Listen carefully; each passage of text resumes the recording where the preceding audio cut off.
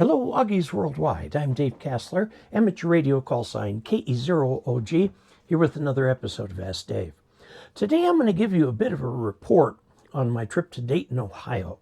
We went to the Dayton Hamvention and enjoyed 3 days of great fun. I heard that the number of people that went to Dayton this year was even higher than last year.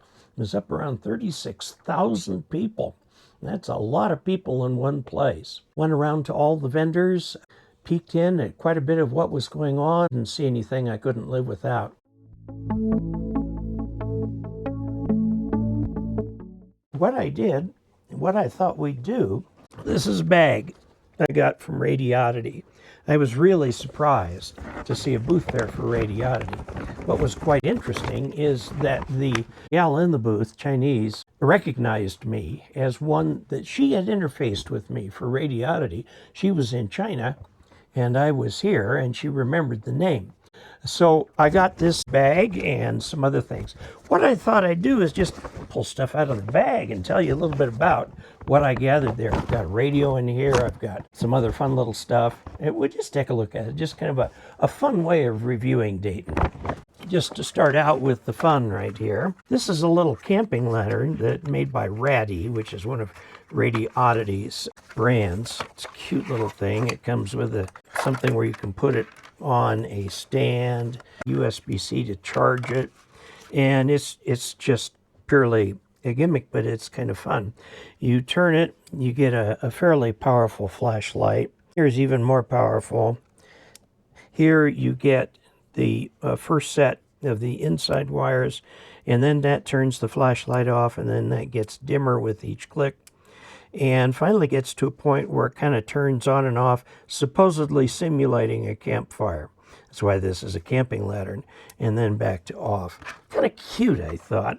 I think I paid $10 for it just because it was there, and I knew the people from Radioddity and thought I better get one. So this is the badge that you get when you pay for your ticket admission. It's cheaper if you pay in advance, but it's Friday, Saturday, and Sunday.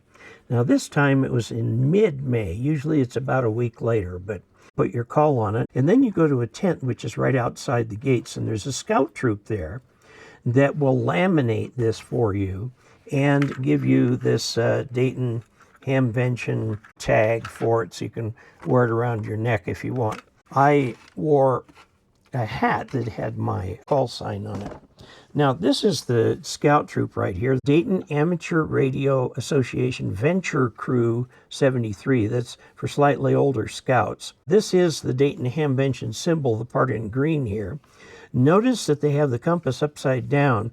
Usually the red will point to north, but then that would have conflicted with their theme of sunsets and things like that. So if you're a pilot, don't worry about it. They did it for artistic reasons. I also got a bag from Monobeams. These people are from Italy, and they came over to show all their Yagis from 40 meters to 6 meters. 40-meter Yagi is pretty good sized. Momo beam. And all I have in here is just a pen and a little notebook. So this is something that just made me laugh till I could hardly stop laughing. This is a cycles per second to hertz conversion chart. Now, obviously, the number of cycles per second equals the number of hertz, but they plotted this on a logarithmic scale and this on a linear scale to give you what looks like an interesting curve. Well, if you take any one of these points, like 20 right here, come up to the line, it comes out 20 over here, because there's a 1-to-1 correlation. But I just laughed till I about fell over when I saw that. It's just cycles per second to hertz conversion. I had to have that. Prepham, or gave me a sticker. Now this guy, Stay Salty, K4OGO, is a new author at the ARRL, and he's made an antenna book for simple antennas that you can put together. Something you might want to look up. I had the opportunity to meet him. I also was at the ARRL author booth there for a while. This is a QRP Labs radio. No marking on it whatsoever. Hans Sumner had given me a radio last year, which I hadn't built, so he wasn't going to give me another one. I had to buy it. But this is the QMX Plus. Here which you can see all of the surface mount components are already mounted on this 6-layer board, so it's a very sophisticated board. But what you have to do is wind all these toroids and solder in a few components. And it even comes with the case. I'm not exactly sure what that's for, but I've got it. Now this kit's going to take me, I'm going to guess several weeks to build. Here are the components. Look at that, it's just a handful right there. And here are the parts and pieces for the cover. Comes with the cover here. And this was about $100. It wasn't very expensive. You can get this on the QRP Labs website, build your own. You will remember in years past I've talked about the QRP Labs radio. They had a real nice little CW QRP rig. And he decided he was going to come out with a radio called the QSX that would do everything and have sideband and all that sort of stuff like that. It never materialized, and I even did a video about the so-called second system effect. He wanted to make his next radio do everything. Well, this is about the 5th, 6th, 7th iteration of his little radio, and this indeed does do everything. It does sideband, it does CW, and it does digital modes. You can connect it up, and it's the QMX Plus, which has been upgraded to do all of these many things. And I'm definitely going to build it this year. Of course, the ARRL gives out pens. Got to have that. I met some people there. Here's Jack Sovic, gave me his card. Here's Prepham Paul. He's got a YouTube channel there, and that's the same guy where I got that little sticker from right here. These are going around too. This is KM4GOQ, Gary's, I guess you could call this a challenge coin, except it's made of wood. And it's got the Morse code on the back there. This is the Enjoy Radio Time nationwide virtual ham radio from TalkPod. They put this thing out that you can play with. Got all kinds of literature. These are, Ashar Farhan has put out a new radio that I've ordered, which will be coming soon. It's the SBITX, and it's coming along. This right here is the monobeam thing. You can get monobeams in all kinds of shapes, shortened, long, whatever you want to get. And it has prices over here for them. You can pay up to $5,500 for a Mono 340, okay, which covers 40. And very interesting, these are all mono beams, or MOMO, I guess. The door prize that they're giving out is this Penta 10. This shows some of the balance that they build there. This is from 12-volt power. Makes power supplies, okay, lots of connectors there for the Anderson power poles. That's one you can look at too, 12voltpower.com. Now this right here is something that was given to me by Hans. All the QRPs gather on Thursday, and they have what they call 4 days in May, and this is the actual papers that were put on last year on May 16th, 2024, okay? And so there's a bunch of papers in here to read on everybody's favorite QRP stuff. A lot of people do their papers this way.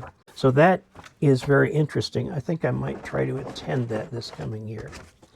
Okay, this is the lowdown, an amateur radio antenna for 630 meters. This is one of those new low bands. And it comes with low-pass filters, ground planes, all that kind of stuff. Now, the thing about it is you're only allowed about 1 watt EIRP. Now, you're going to put about 100 watts into it, of which 99 watts are going to go to heat the antenna. But this gives an interesting case study. This is QRP Labs' latest price sheet. The QMX Plus high performance multi-mode transceiver, internal, and so on. These are the prices for the various parts that go into the thing. Okay, I'm not exactly sure. I know I have the QMX. The QCX Plus is that original little CW thing made big with all through-hole components. The QCX Mini, which I managed to break mine, is a really little tiny thing with lots of surface mount parts. And he's got a bunch of other things, GPS receivers, there's a clock kit somewhere, clock kit optional, so on. This is my clock kit right here. Instead of the 2-line screen that came with it, I got a compatible 4-line screen because the firmware will support up to 4 lines. And if you look up here, this is actually my GPS receiver right here, and this tells this what to do. So this is always accurate GPS time. Oh, the instructions on how to get to the National Voice of America Museum of Broadcasting. They have a special open house during there. I went a couple years ago to it. It was quite fascinating. It's a bit of a hike. We went up to it one time and had a great time in there, and they recognized me and enjoyed my videos. Here is also CQ Reviews the VHQ hex beam.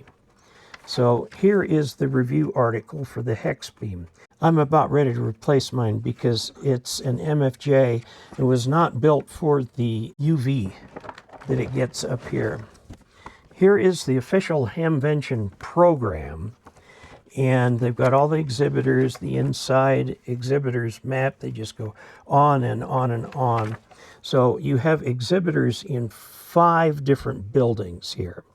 And then they've got forums 1 and 2 here. Forum 4 is here. I think they've got another forum tucked into one of these other buildings. But they tell you all about the different forums and what's going to happen. And of course, everybody has their advertisements in here. Now, the ARRL publishes a little app for your phone called an event calendar, and so whatever the upcoming event is, you can download to it this entire schedule. Here's your forums that they had there Friday, Saturday, and even on Sunday too. There are lots of different ones that you could go and just have a grand time in there. There's an ARRL Youth Rally that was in there. There is a so-called Radio Club of America that's been around for a very, very long time. They're not real big like the ARRL, but they are definitely active. Elecraft Users Group, I mean, all kinds of things that go on at these events. Okay, here is from RT Systems. RT Systems, you know Chirp, which is free, that allows you to program your radios, but they won't do DMR radios yet.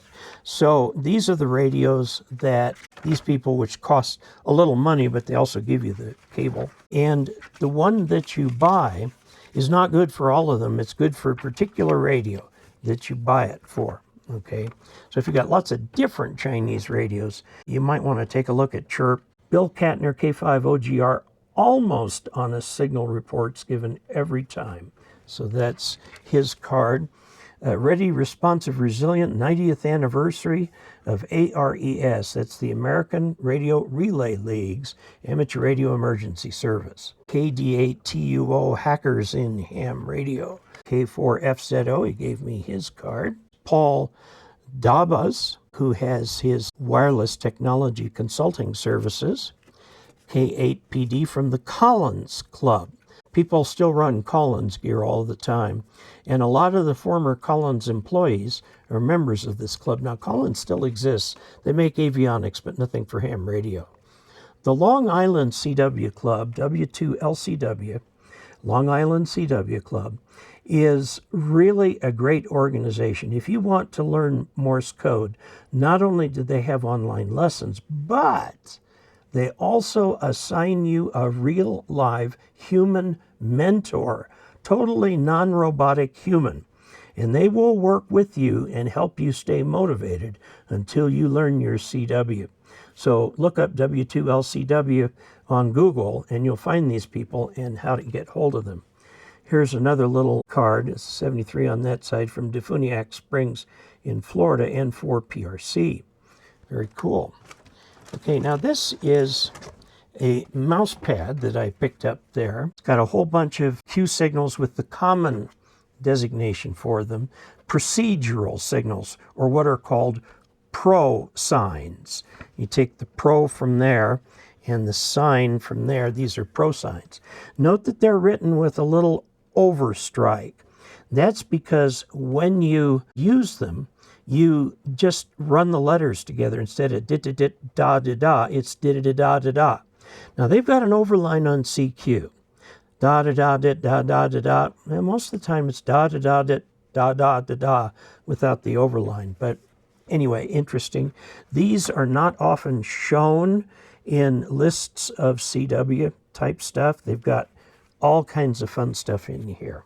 This is the Radiodity product catalog, and you would not believe all the different things that they have. Radiodity is not that old a company. In fact, they started out just getting into DMR, and they came out with the GD55. Now, what that showed is that just because you understand the specification doesn't mean you understand the field. The GD55 had some serious problems. They were using both channels for transmitting, which is allowed in the standard, but is not how it's really done in the real world. FRS, GMRS, MERS radios, all kinds of things that they've got there. Now, this is from Mastrant. Mastrant makes antenna guying systems with synthesized rope. And they show you all the little different doodads they have so that you don't wrap that rope just right there where you get a lot of stress on it, but you spread the stress with these little things like that.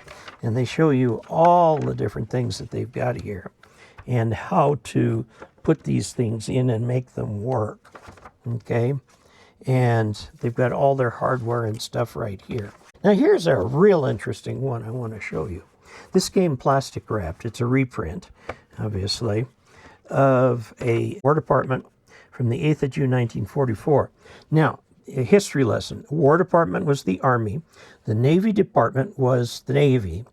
Never did the twain meet. I mean, they really did not work closely together during the war. The Air Force was part of the Army, but it was also part of the Navy. Each one had an Air Force. And to some extent, it's still that way. The Army's Air Corps became the Air Force. The Navy kept theirs. They've got pilots, Marine pilots, and so on. But this is advanced military cryptography, which has all different kinds of ways that you can build fun little cipher systems, encrypt your communications. Unfortunately, many of these are very easy to break. These are good for tactical communications, where if it takes the enemy 5 hours to decipher something, and in the meantime, you've already accomplished your mission, it doesn't matter. Okay, so that, I just had to have that for history's reason. We have here A38 Plus Max multiband ham radio. These are by TalkPod. Now, one of the TalkPods I tested made from a GMRS radio, and it didn't work very well on 2 meters because they just changed the firmware without changing the front end. But they got all kinds of fun little things. If you've got a 4G or Wi-Fi network support, you can talk to these things anywhere. I took my wife in on Sunday. Most of the people are kind of gone. All the vendors are packing up. But I took her in to introduce her to some people who are particularly important to me. And we got root beer floats. The root beer floats there are first class. Somebody had a little 3D printer, printed up Hamvention Dayton 2025. Here's a card from Hong's Electronics. This is an engineering consultancy service, but they do different types. Now I've got just 3 more here. This is the button for the Dayton. You can put this on your hat or something to show that you've been to Dayton. I got a couple of them here. Okay, I'll have to put one on my ham radio hat. And this one right here is ARRL at Dayton Radio Connects. Okay, and that's the ARRL sticker. So I'll have to put that on my hat too, I guess. Okay, so there we go, all the way down to the bottom. Bottom line, I got one radio that's actually a real radio that I'm going to build and play with, okay? And you'll see videos on that coming up. I also have decided I'm going to go to that 4 days in May thing if I can finagle a way in. And it's for QRP enthusiasts. All these other things that I've picked up here, I got some good reading material and so on. All the big manufacturers were there. They had, of course, MFJ's not there anymore. They don't do their thing. They've been replaced by, I think, R&L Electronics in there. there was just a lot going on. Food vendors galore and all kinds of people. So there you have it, my Dayton experience. I hope that gives you the opportunity to enjoy it a little bit yourself. I realized most Dayton videos showed the Hamfest. Well, you've seen them. Now you can see this and see some of the goodies that you can take away from there to get very excited about ham radio. Until we next meet, 73.